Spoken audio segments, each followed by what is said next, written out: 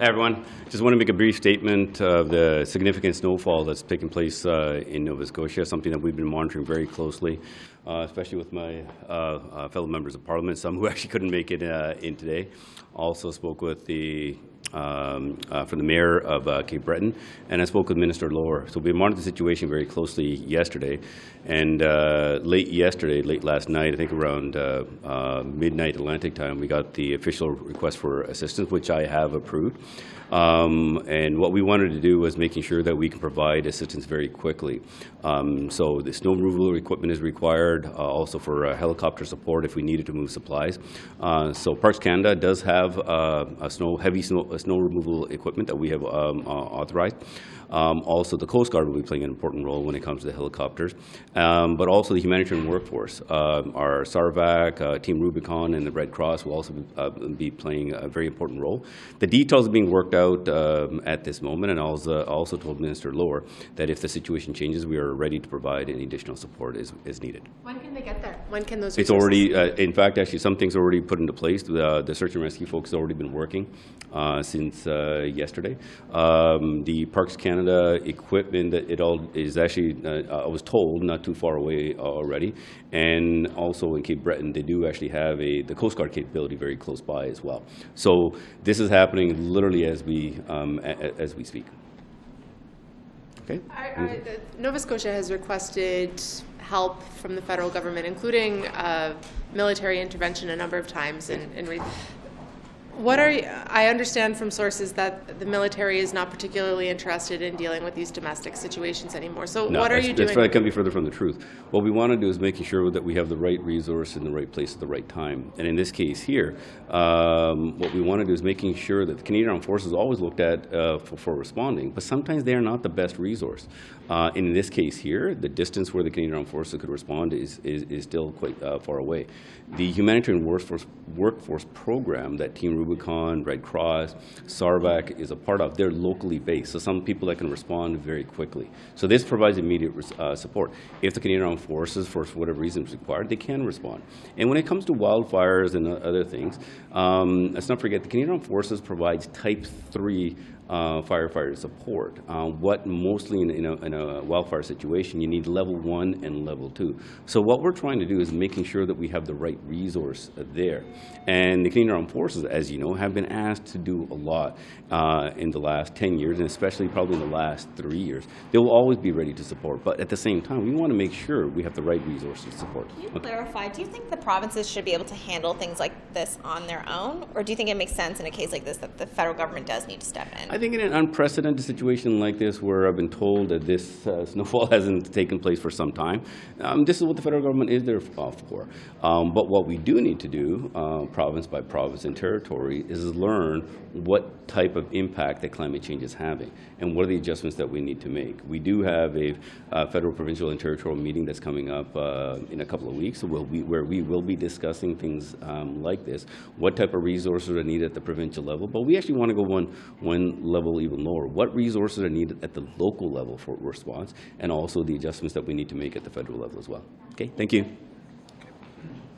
What are your thoughts? What's your message to people who are snowed under right now? So look, my riding of King's Hants, we had probably somewhere between 45 to 50 centimeters of snow, which is a significant amount, but it's not nearly the extent that was faced in Cape Breton. I was just talking to Mike Callaway, who's the member for Cape Breton-Canso. Over 100 centimeters was recorded at the Sydney airport. I think we've all seen the pictures, really challenging times right now. The biggest concern, I think, not only the mayor has and provincial and federal officials, is some communities are actually cut off, particularly rural and remote communities within Cape Breton Island, because plows have not actually been able to get to them. There's about 3,000 people who do not have electricity. And just even seeing some of the images and talking again to local officials, there's a concern that particularly vulnerable seniors or people who may not be able to have anyone else help them can't get out of their home. And so that local state of emergency has been called. You heard the minister say that he has accepted the request from the province. I think there's an inventory going on right now, but what the Government of Canada might have on the ground to help support Cape Breton and Nova Scotia generally. But yeah, our thoughts are with individuals who are going through difficult times, but Nova Scotians are tough people, and I know we'll rally together to help one another. Feels like Nova Scotia's had a rough go of it in the last couple of years. Just what message would you have for people who are thinking, oh my God, another disaster? Yeah, look, there's no easy words. It has been difficult. We've had Hurricane Dorian, we've had Hurricane Fiona. We went through tragic floods in my own community actually this past July, and then, of course, the worst forest fires in the province's history. So this has been difficult. Thankfully, at this time, I don't think there's any loss of life. It is a challenge, and we have to work quickly to make sure that people are protected. But hopefully we're able to move forward. But it is going to take a number of days to clean up, and we have to work in concert together. Thank you. Tell us specifically about the allegations that you didn't consult on the clean drinking water bill. Well, look, we have been consulting with First Nations probably since about 2015 in one way or another on what new legislation would look like in terms of robustness to protect First Nations' right to clean drinking water. Certainly, we've worked closely with the AFN to host some of those consultations, but we've also worked bilaterally with First Nations and in small groups with First Nations across the city. And just last month, I went out myself to Treaty 6, 7, and 8 to hear specifically from them thoughts that they had about the proposed draft legislation. I will also say all First Nations received the early draft of the proposed legislation and then the updated draft as we incorporated more commentary back. So do you foresee any additional changes to the legislation following those consultations?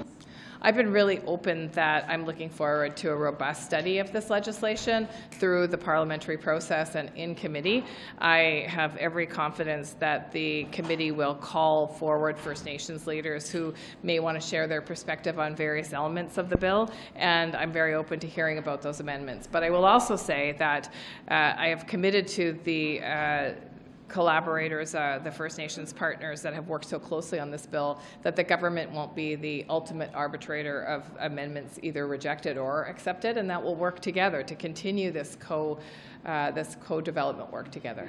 And just finally, the King has cancer, is being treated for cancer. What do you have to say about that? Well, that's very sad to hear, and I think cancer is a terrible disease. It's very hard in some cases to treat, and it puts a lot of stress on the family, so I'm wishing him all the best in his recovery. Thank you very much. Sur la réforme électorale, on a entendu ce matin durant le débat sur la motion des néo-démocrates, certains de vos collègues libéraux plutôt des commentaires en faveur, d'autres qui semblent plutôt opposés. Vous, pensez-vous, de votre côté, que le moment est venu d'avoir cette assemblée constituante sur une réforme électorale, comme propose la motion? Bien, je vais devoir regarder attentivement la motion. Pour être très honnête avec vous, je n'ai pas eu la chance, le loisir de le faire dernièrement. Je vais devoir regarder ça attentivement. Mais je pense que mes collègues l'ont probablement fait avant moi, donc je les félicite, mais moi, je ne suis pas encore rendu là. Sur ce genre de motion, bon, c'est non contraignant. Est-ce que vous pensez qu'un vote libre de tous les collègues libéraux, ce serait à mon avis, ce sera au whip de l'indiquer clairement, mais c'est ce que je peux croire. Là, les libéraux, comme les autres députés, ont le droit de dire ce qu'ils pensent. And Minister, I just wanted to ask you, the royal family today put out a statement about the King. It turns out that he was diagnosed with cancer. Has the government initiated any plans to talk with some counterparts to, discuss the status and what this might mean for Canada? Well, that's a great and fair question. To be honest, I don't know where the conversations are with respect to that particular matter. You wish him the best? Yes, certainly. Yes. Obviously, to anyone else who would be facing such challenging situations. Yeah. Est-ce que ça dépend de son état de santé, j'imagine, est-ce que ça peut avoir, s'il doit être remplacé, s'il y a temporairement, est-ce que ça peut avoir une certaine incidence au Canada? Ben, je pense que les institutions sont très solides, qu'il existe des mécanismes pour traiter de cet enjeu. La Constitution canadienne a été bien conçue. Je suis sûr qu'il va y avoir des façons là, de permettre au roi de prendre le repos dont il aura probablement besoin, puis au gouvernement canadien de pouvoir fonctionner. Merci.